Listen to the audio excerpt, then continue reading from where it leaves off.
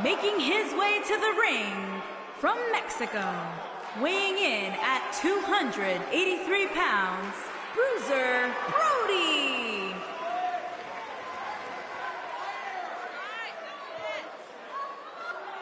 Big-time handicap match coming up next, guys. And unfortunately, I think it's safe to say that somebody's going to get seriously hurt here, Cole. You can count on it.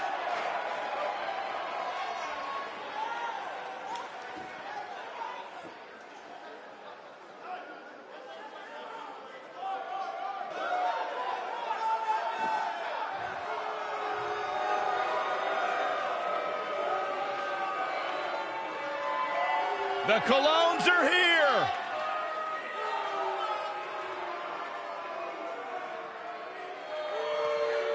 And his opponents, at a combined weight of 440 pounds, Epico and Primo, the Colognes.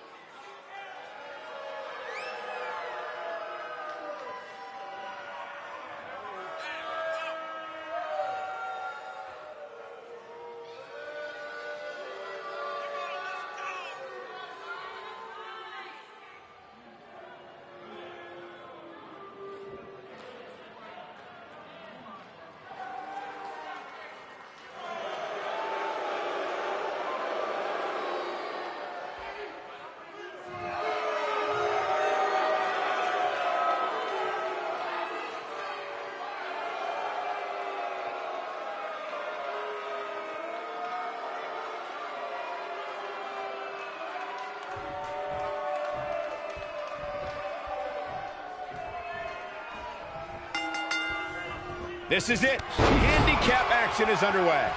The numbers game here just isn't fair, Cole. I mean, even Saxton can see that.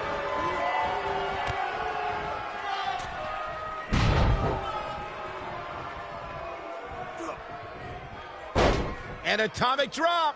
That'll jar your spine. Another. They're not done yet.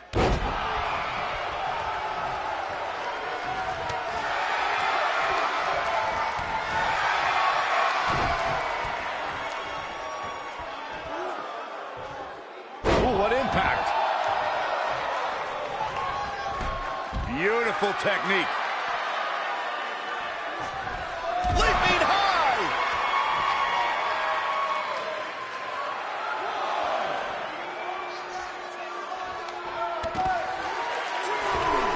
I always loved a good handicap match growing up, especially when you'd see Andre the Giant go up against 2 or 3 jabronis. Despite being outmanned, you always knew Andre would walk away with the win. He's starting to show signs of fatigue.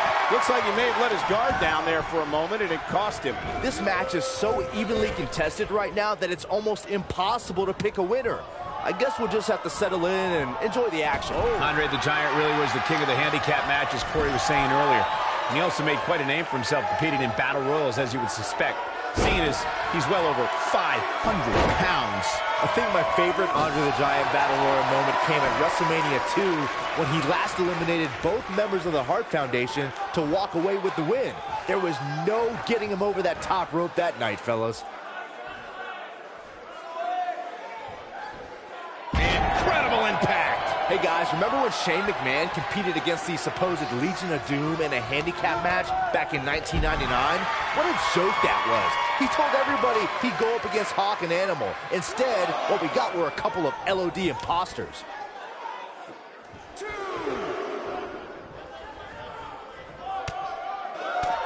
And he's heading back in. I remember that Shane McMahon's handicap match you were mentioning earlier very well, Byron, and those imposters posing as Hawk and Animal, the Legion of Doom, were none other than Pat Patterson and Gerald Briscoe. Or should I call them the Stooges? No, you shouldn't call them the Stooges. Have a little respect, Cole. We're talking about 2 Hall of Famers here. This could be it.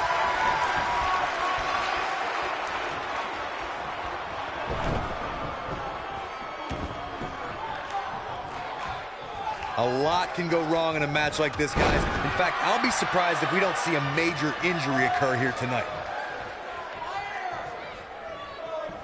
This could be dangerous. Elbow right to the back of the neck.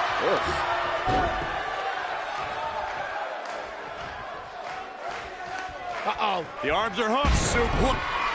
Very curious move to go for a pinfall at this point. Not yet. Too early. To Corey's point, handicap matches are an incredibly dangerous atmosphere, and being outmanned in any way, whether it's by 1, 2, or even more competitors, can result in serious injury. Or in the case of Braun Strowman, you can be outmanned and still somehow be the one delivering the injuries. I mean, he is absolutely unbelievable.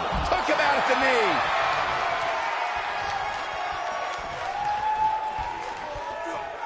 Oh, my Lord. Vicious strike.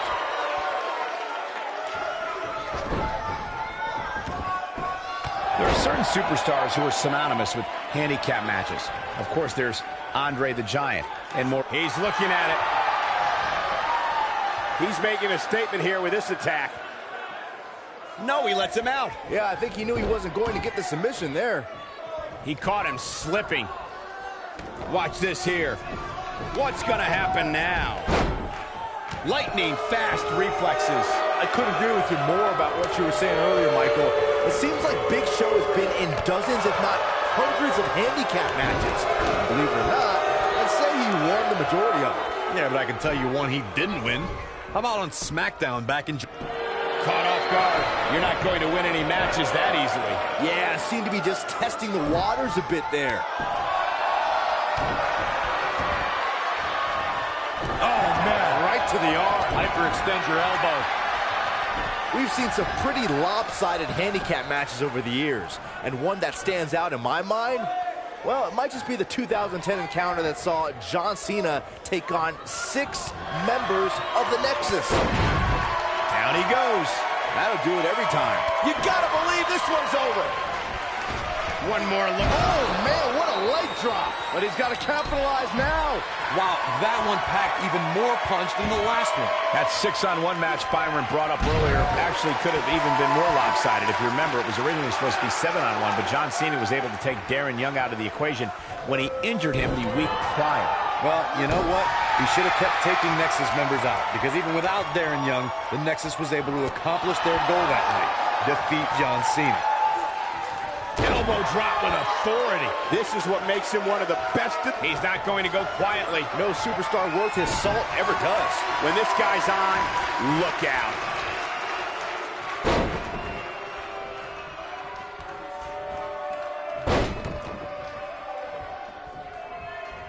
The numerical edge is definitely leaning one. Ooh, that might have done it, Cole. And Epico might have just secured the victory. He's going for the pin and a kick out. Hey, I guess you never know.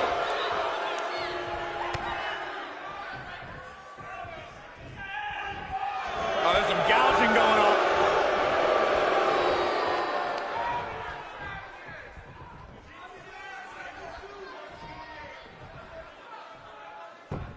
There can only be one top dog here in the WWE, and a win here will go a long way in solidifying one of these guys' claims of being the best in the business. What a splash!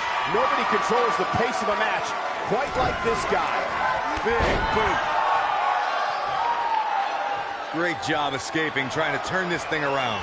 He's in a little bit of trouble now. This may very well be one of his toughest challenges in a very long time. The bottom line here is that despite what's going on right now, he's still in much more favorable health than his opponent.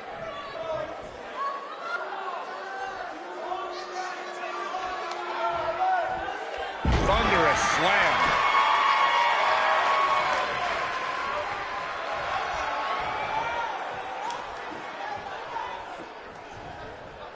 We've seen some pretty lopsided handicap matches over the years, and one that stands out in my mind, well, it might just be the 2010 encounter that saw John Cena take on 6 members of the Nexus. Oh boy, he is rolling.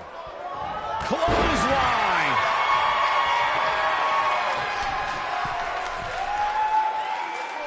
Bad move there. I don't know what made him think that was a good idea. That 6-on-1 match Byron brought up earlier actually could have even been more lopsided. If you remember, it was originally supposed to be 7-on-1, but John Cena was able to take Darren Young out of the equation when he injured him the week prior. Well, you know what? He should have kept taking Nexus members out, because even without Darren Young, the Nexus was able to accomplish their goal that night, defeat John Cena. Oh, nasty impact.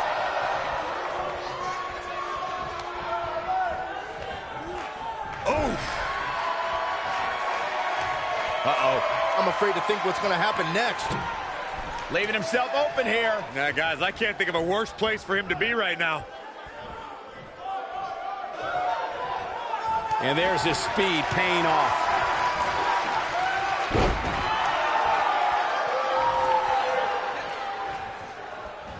Look at that tremendous ring presence.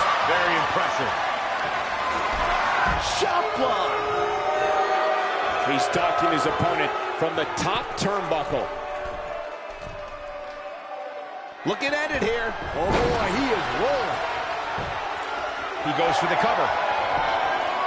1, 2, 3. And Epico is your winner.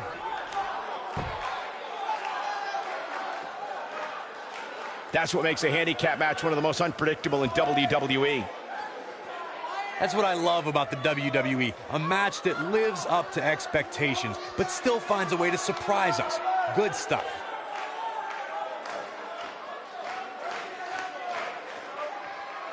These superstars gave as good as they got, and these fans got their money's worth from the opening bell.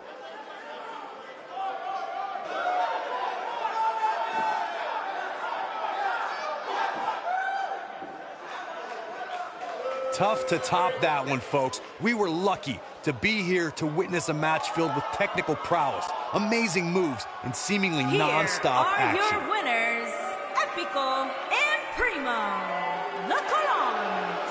And he picks up the win.